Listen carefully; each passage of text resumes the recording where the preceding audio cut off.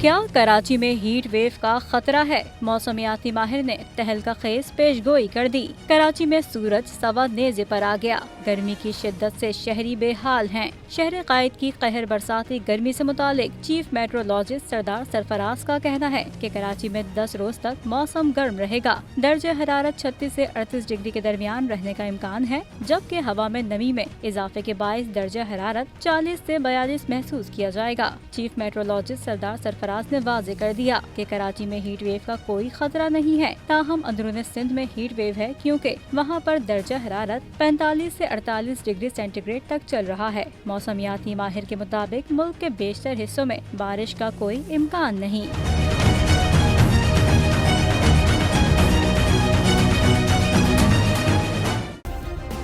Subscribe کریں اور بیل دبائیں تاکہ کوئی خبر رہ نہ جائے۔